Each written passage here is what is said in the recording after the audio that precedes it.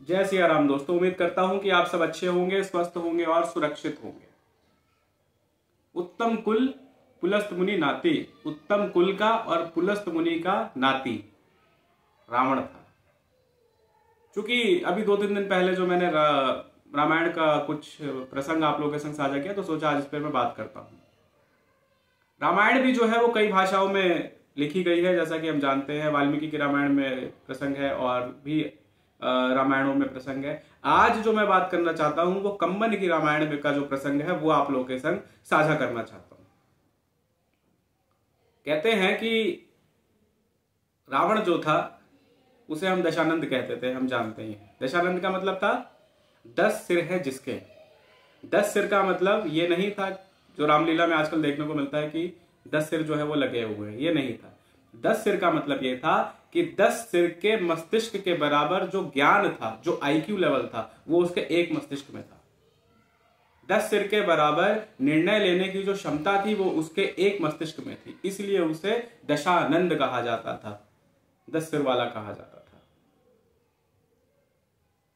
और तो राम का जो शत्रु था वो साधारण नहीं था, ये बात समझना बड़ा जरूरी है। तो रावण जो है वो हर चीज में श्रेष्ठ था। इसमें देखिए स्वीकार करना पड़ेगा कि रावण हर चीज में श्रेष्ठ था राम से। भाई प्रभुत्व में वो सर्वश्रेष्ठ था, त्रैलोक्य की संपदा उसके पास थी, शक्ति में वो जो है वो सर्वश्रेष्ठ था। नवग्रह पे तो उसने नवग्रह को बांध के रखा था, शनि के ऊपर पैर रख के चढ़ता था वो। काल को, मृत्यु को उसने अपने पाए से बांध रखा था। मतलब उसकी इच्छा के बिना उसकी मृत्यु तो छोड़िए, उसकी प्रजा में किसी भी व्यक्ति की जो है वो मृत्यु नहीं हो सकती, ये था।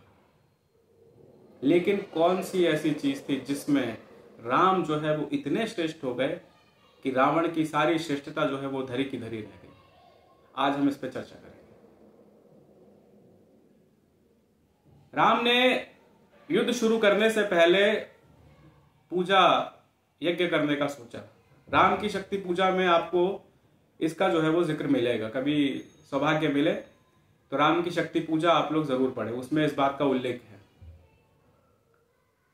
राम को शक्ति पूजा करनी थी और अपने समूह के सबसे वरिष्ठ जामवंत को उन्होंने बुलाया और बोले कि हमें जो है वो शक्ति पूजा करनी है। जामवंत ने कहा बिल्कुल प्रभु, आप करिए, क्या दिक्कत है। बोले कि हमें एक आचार्य चाहिए, एक पुरोहित चाहिए हमें, जो कि शैव यानी कि शिव को मानने वाला, क्योंकि मैं शिव की पूजा करता हूं। राम शिव की पूजा करते हैं और शिव राम की। इस कहानी का समन्वय देखिए कितना अच्छा है। और वैष्णव, चूंकि मैं रघुवंशी हूं तो शैव और वैष्णव परंपरा की जिसको जानकारी हो, मुझे ऐसे आचार्य की आवश्यकता है। तो जामवंत ने कहा कि प्रभु हम जंगल में हैं और यहां पर इस तरीके के पुरोहित मिलना बड़ा मुश्किल है, लेकिन मेरे दिमाग में एक नाम आ रहा है, लेकिन वो आपकी पूजा नहीं करेंगे। बोले कौन? बोले कि लंकेश दशानंद, रावण का नाम मेरे दिमाग में आ रहा है, लेकिन वो पूजा नहीं करेंगे। वो शैव परंपरा और वैष्णव परंपरा दोनों के जानकार हैं। तो राम ने कहा कि आप जाइए और एक बार उनसे बात करके देखिए। आप देखिए कि किससे बात करने के लिए भेज रहे हैं राम। जामवंत जाते हैं। ये बात जब पता चलती है रावण को, क्योंकि जामवंत जो थे वो रावण के नाना के जो है वो मित्र थे। जब ये बात रावण को पता चली तो रावण ने अपनी प्रजा के सदस्यों को बोला कि हमारे नाना के मित्र आ रहे हैं और उनको सब प्रणाम करें और कोई उनसे कोई सवाल नहीं करेगा। प्रणाम करें और उनको वहीं से मार्ग दिखाएं हमारे महल का, जहां पर हम हैं। और यही होता है। जामवंत जाते हैं, सब उन्हें प्रणाम करते हैं और प्रणाम करते हैं रास्ता बताते जाते हैं और जामवंत वहां पहुंचते हैं। रावण आता है, रावण आके चरण स्पर्श करता है और कहता है आपका स्वागत है, मुझे बड़ी प्रसन्नता हुई आपको यहाँ पर देख के। जामवंत कहते हैं कि मैं भी तुम्हारी अतिथि परंपरा को देखकर काफी प्रसन्न हूं, मुझे भी बड़ी खुशी हुई। रावण ने कहा कि बताइए कैसे आना हुआ। तो जामवंत बोले कि मैं यहाँ पे एक इच्छा के साथ आया हूँ। मेरे साथ मेरे यजमान हैं 2 और उन्हें जो है वो एक युद्ध शुरू करने के लिए पूजा करनी है।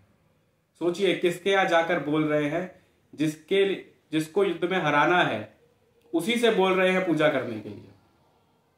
मतलब अपनी हार के लिए पूजा करने के लिए जो है वो बात चल रही है यहाँ पे रावण की। तो जामवंत जब ये बात कहते हैं तो रावण कहते हैं कि अगर मैं गलत नहीं हूं तो ये आपके जो यजमान हैं, ये अयोध्या के निर्वासित राजकुमार राम और लक्ष्मण तो नहीं? जामवंत कहते हैं कि जी बिल्कुल ठीक कह रहे हैं आप, क्या आप उनके पुरोहित बनने को तैयार हैं? मतलब देखिए कितना बढ़िया जो है वो कैरेक्टर है। रावण कहता है कि ये जो पूजा हो रही है, ये पूजा जो होनी है, क्या ये पूजा लंका विजय की प्राप्ति के लिए की जाएगी? जामवंत बोले कि जी बिल्कुल, आप बिल्कुल सही कह रहे हैं। क्या आप उनके पुरोहित बनेंगे? रावण कहता है कि ये प्रश्न तो मैंने आपसे जिज्ञासा के लिए पूछा था, अन्यथा किसी भी आचार्य के दरवाजे पर अगर कोई आकर ये पूछता है कि क्या आप मेरे पुरोहित बनेंगे, मेरी पूजा करेंगे, तो धर्म के नाते ये किसी आचार्य का कार्य नहीं है कि वो उसको स्वीकृति ना दे। ये मेरा धर्म है, मैं बिल्कुल पुरोहित बनने को तैयार हूं। सोचिए किसकी यजमानता के लिए तैयार हुआ रावण, और कौन उसके यजमान है ये उसको पता है, तब भी उसने स्वीकृति दी और वो तैयार हुआ। जामवंत बोले कि प्रभु, अब चूंकि वो आचार्य बन गए थे तो जामवंत बोले कि आचार्य, तैयारी के लिए क्या साध वो लगेंगे, मतलब क्या क्या सामान लगेगा आप बता दीजिए, हम जो है वो लेते आएंगे। तो रावण ने कहा चूंकि आपके जो यजमान है, मेरे जो यजमान है वो जंगल में है, और ऐसे में जो संसाधन है या जो भी साधन व्यवस्था करनी है वो मैं कर लूंगा, आप मेरे पे छोड़ दीजिए। ये आचार्य का दायित्व बनता है कि वो सारी चीजों की व्यवस्था करे अपने यजमान के लिए। तो आप जाइए और अपने यजमान को बोलिए कि वो बस सुबह जो है वो तैयार रहे पूजा के लिए। और इधर जो है वो रावण जाता है अशोक वाटिका, जहां पे मां सीता होती है, वहां पे जाता है और कहता है कि सीते, लंका के उस पार मेरे यजमान और तुम्हारा पति लंका विजय की प्राप्ति के लिए पूजा करना चाहता है, और मैं उनका आचार्य बन रहा हूं। और एक वैवाहिक व्यक्ति होने के नाते मेरे यजमान के लिए ये जरूरी है कि उनकी धर्मपत्नी उनके साथ हो इस पूजा में, इस यज्ञ में। इसके लिए तुम्हें जो है कल मेरे साथ चलना होगा, लेकिन ध्यान रखना, तुम मेरे संग चलोगी, तुम्हारी जो वो मुक्ति है वो सिर्फ उस पूजा के लिए है। जैसे पूजा यज्ञ खत्म होगा तुम वापस मेरे विमान में आके बैठोगे और वापस यहाँ पे अशोक वाटिका होगी। पूजा की तैयारी हो गई। रावण जो है वो धोती तिलक लगा के, तेजस्वी रावण जो है वो प्रख्यात पंडित, सभी भाषाओं का जानकार, सभी चीज में सर्वश्रेष्ठ रावण वहां पहुंचता है। राम और लक्ष्मण आते हैं और प्रणाम करते हैं। राम कहते हैं कि मैं अयोध्या का राजकुमार राम अपने भाई लक्ष्मण के साथ आपको प्रणाम करता हूं। रावण बैठता है, पूजा शुरू हो उससे पहले रावण कहता है कि यजमान, यज्ञ शुरू होने से पहले यह जरूरी है कि आपकी धर्मपत्नी जो है वो आपके साथ हो। आप अपनी धर्मपत्नी को बुलाइए ताकि जो यज्ञ है वो शुरू किया जा सके। अब राम कहते हैं कि मेरे साथ मेरी पत्नी तो नहीं है आचार्य। तो रावण कहता है कि फिर कैसे पूजा होगी? जामवंत कहते हैं कि बताइए फिर क्या इसका विकल्प है? बोले इसका कोई विकल्प नहीं है, आप किसी को भेजिए, मेरे विमान में आपकी पत्नी है उनको बुलाइए ताकि हम पूजा शुरू कर सकें।